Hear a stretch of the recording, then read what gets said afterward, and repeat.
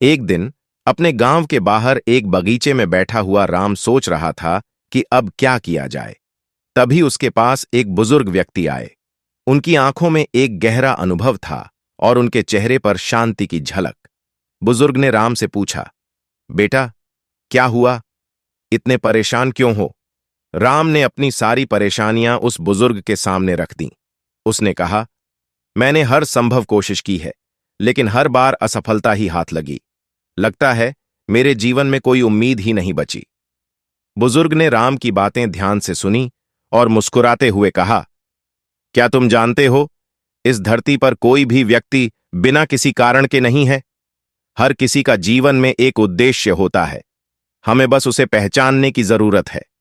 राम ने कहा, लेकिन मुझे तो कुछ समझ नहीं आ रहा है कि मेरा उद्देश्य क्या है। मैं क्या करूं? बुजुर्ग ने उसे एक कहानी सुनाई। उन्होंने कहा, बहुत समय पहले की बात है।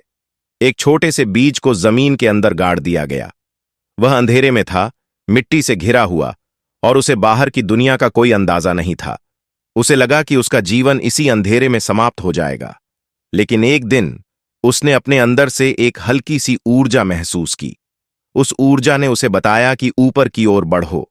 बीज ने अपनी पूरी ताकत से ऊपर की ओर बढ़ना शुरू किया। धीरे धीरे मिट्टी को फोड़ते हुए उसने सूरज की पहली किरण को देखा।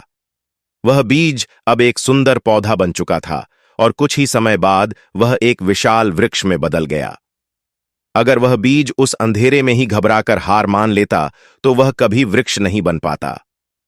राम ने ध्यान से उस बुजुर्ग की कहानी सुनी और धीरे धीरे उसकी बात समझने लगा। बुजुर्ग ने कहा, बेटा, जिंदगी में हमें कई बार ऐसा महसूस होता है कि हम अंधेरे में फंसे हुए हैं, लेकिन यह अंधेरा ही हमें सही दिशा में बढ़ने का साहस देता है। हमें अपनी पूरी ताकत से कोशिश करनी चाहिए और एक न एक दिन सफलता जरूर मिलेगी।